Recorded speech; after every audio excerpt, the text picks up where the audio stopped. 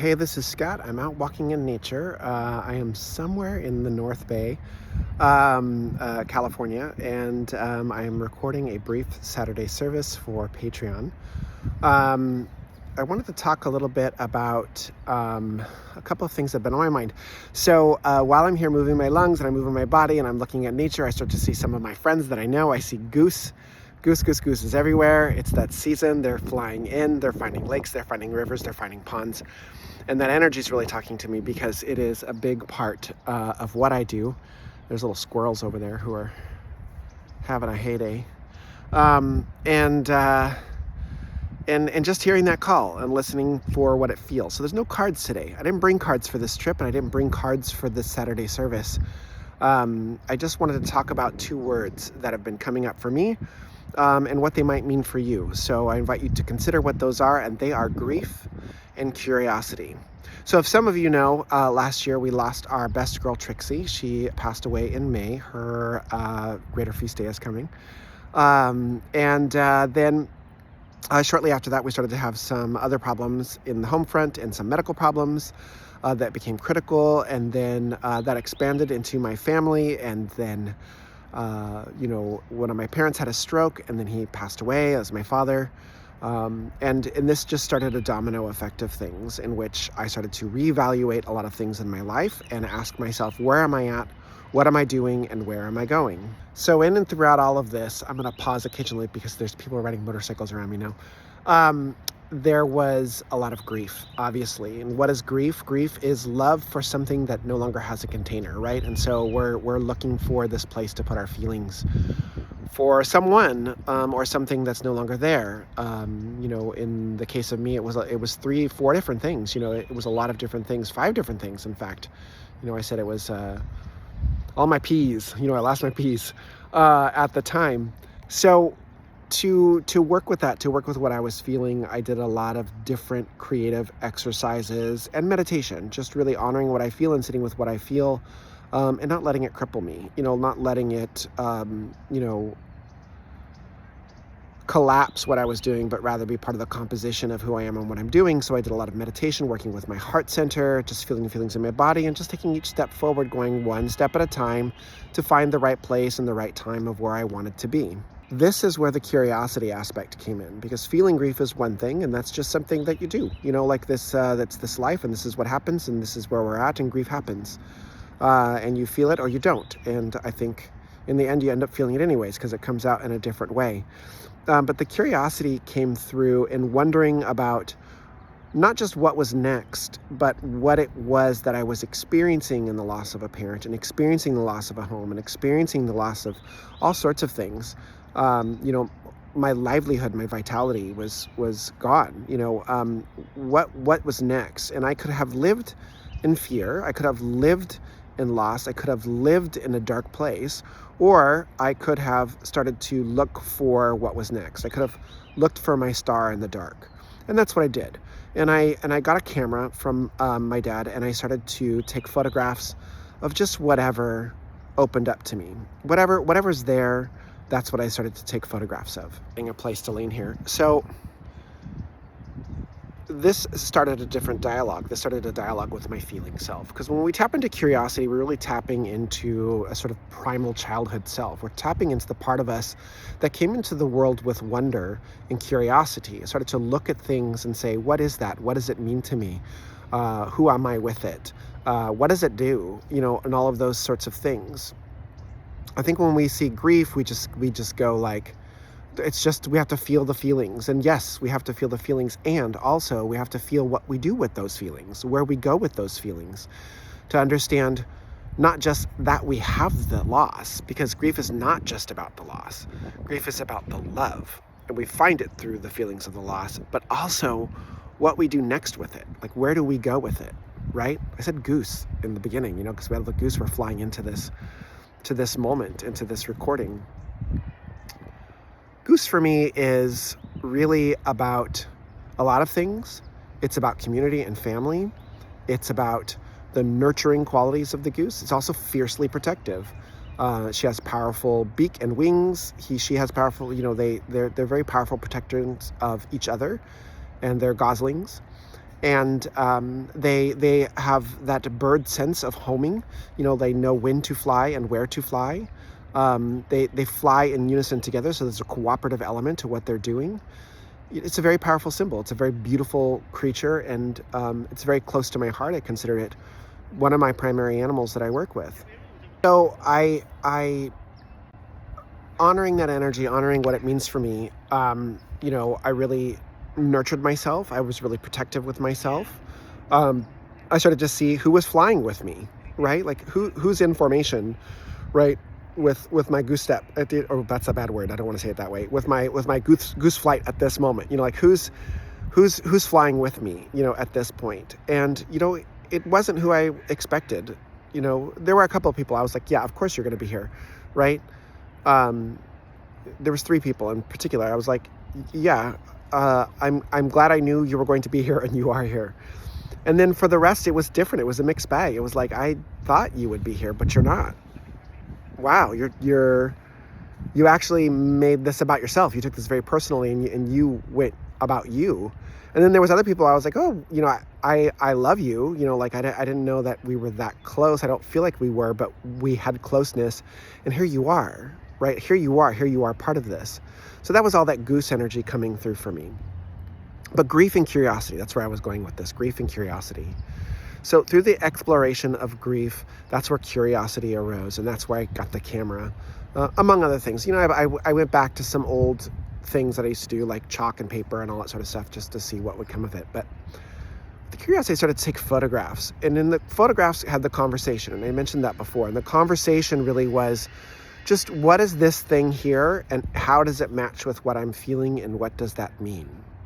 And this is feeling and vision coming together for me. I had to ask what that meant in my heart.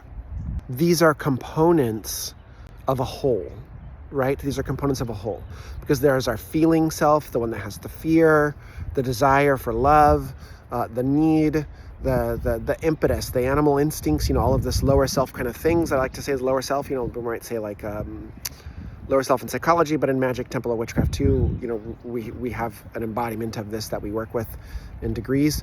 And then the higher self, the visionary part of us, the one that gets the direction, that gets the vision of the future of tomorrow. And both are incomplete without the other. But it's not an either or, because there's a third party involved in this whole thing, and that's the personality. That's you and me in between, that's here ensouled, being in this world and learning how to live in it, right? Those come together through us. So I started to take these photographs. They were of cows, but the cows were in a place where I grew up, and I used to hike since I was a small child. And they were pictures of sunsets or mountains, like in places where there had been major fires that I knew people where they had lived and their houses were gone. They were images of the desert and small flowers, and those were places that I had initiated in, where I had come from and gone through, and that had brought me to where I am now. And then they were pictures of other things. They were things that just sort of grabbed my eye. And every one I took, it was not an assumption about what it is. It was just an openness to snapping the photo and saying, later when I get to my computer and I really open this up, we're going to see what it is.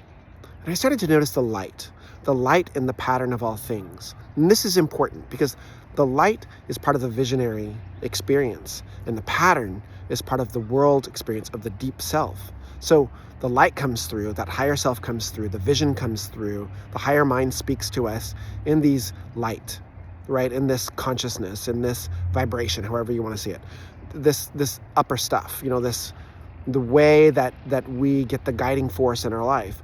But it's at play with the patterns in our life. But the patterns in our life are reflected in what we see in the matrix of nature, in the matrix of our bodies and our cells, and in the patterns of what we do. We can't always identify them in ourselves. And so we look out into the world to find our patterns. And we do this. We're pattern-seeking creatures, seeing faces and everything, right? So we're seeing ourselves in the patterns of the universe. But it requires both the pattern and the vision for the self to find purpose. This caused me to really reflect on things. This really caused me to reflect on all the places where things did not happen, where I saw opportunity, and either in myself or I saw it with other people, it was a loss of opportunity. And I always thought, why? What was happening there? What was the reason for that? And this is where I start to get to the message for today, right? So where I'm almost there, right? What led me to this place was grief and curiosity, and in a large part Goose, right? Because Goose is that Goose energy is what I'm speaking from and brought me here, and sort of sets the patterns for me, helps me to find my community and my direction and the things that I need in comfort and, to gather to me and who to gather around me, right?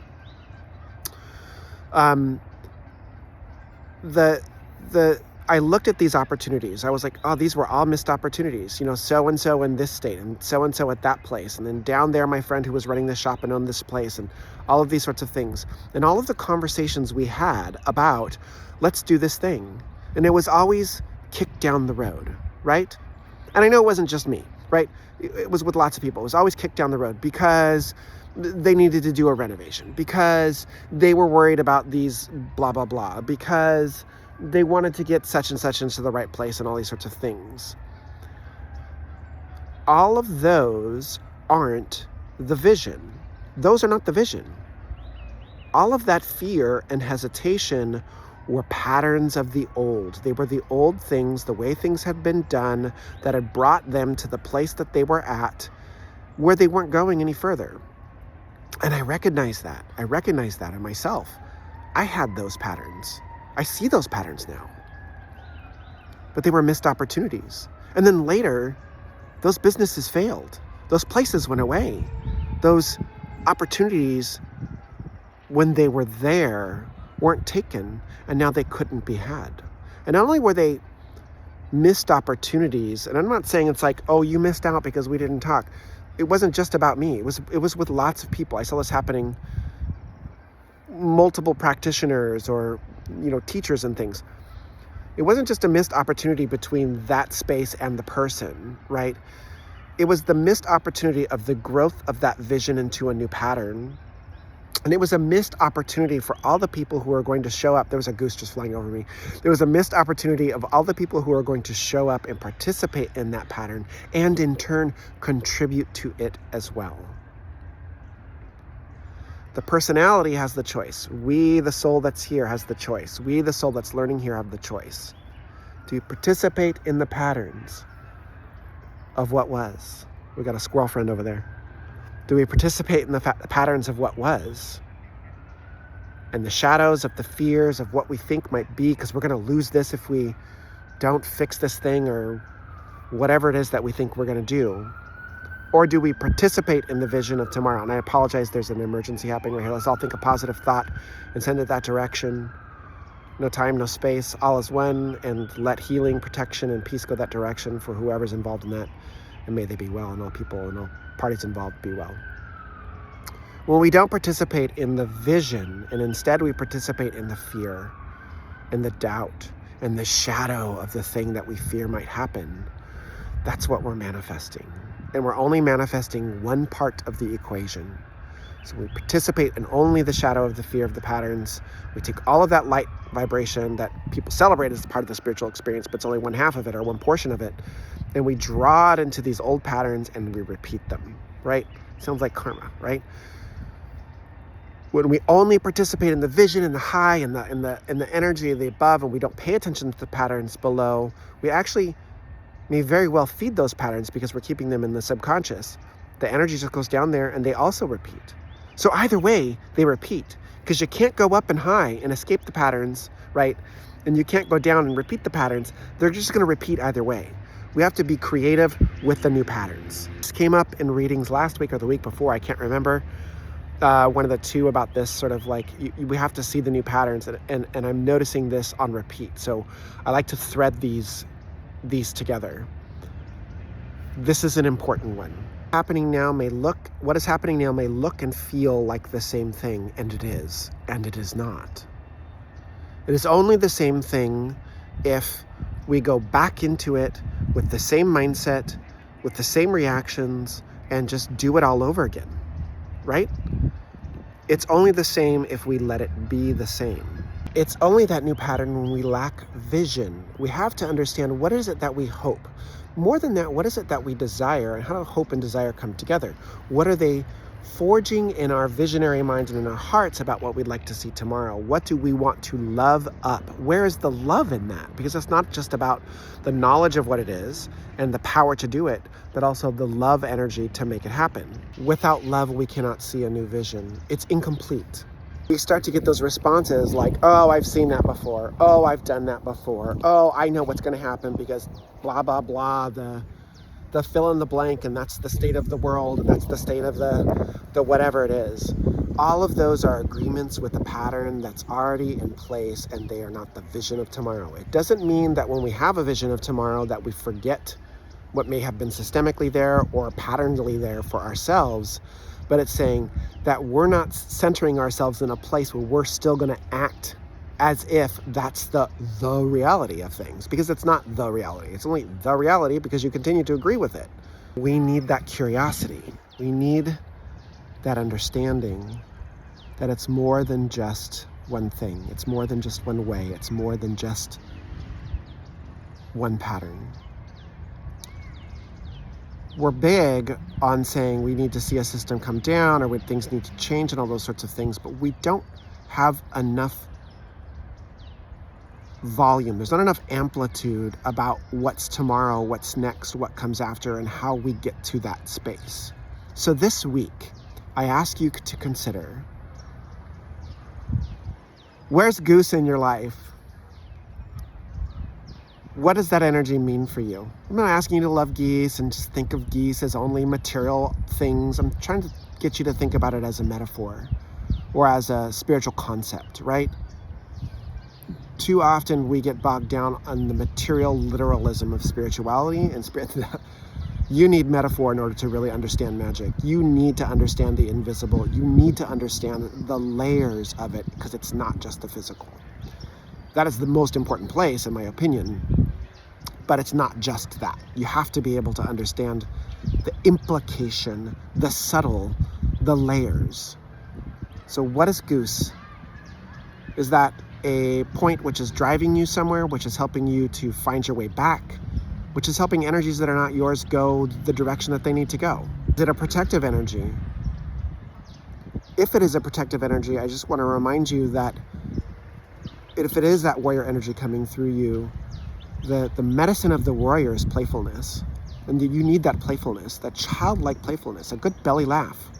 We don't need to be sour, stoic, gnarly warriors. Yeah, maybe we're in the heat of things, but maybe go Kung Fu Panda on that. I don't know, just consider it. Is it something about mothering or loving or nurturing that you need in that Goose energy this week? I would say that's a very strong indicator that I would look for as well. What's the pattern that you're in? What's your vision of tomorrow, or the vision of the way that you'd like to see? And how do these two things come together? The opportunity is not without the struggle, is not without the things that are bothering you that are happening right now. It is with the vision of the things that are bothering you and are happening right now. It's both. So how do those two things come together for you? And that, my dear, is the Saturday service for this week. I really appreciate your support. Studios had one good week. I really like it. It's temporary unless we can really get it going there, because it's possible that space could be rented out to someone else. Though we don't want that at this point, right? We want to retain this space. Your subscriptions help. Thanks. What's the pattern? What's the vision? What's happening? What would you like to happen? How do you bring these two things together? Just had the spring equinox. A lot of people celebrate the flowers. I would just like to say that the flowers bloom from the stalks and leaves, the root and seed, out of the nutrients of things that have gone before. The underworld is springing up in springtime.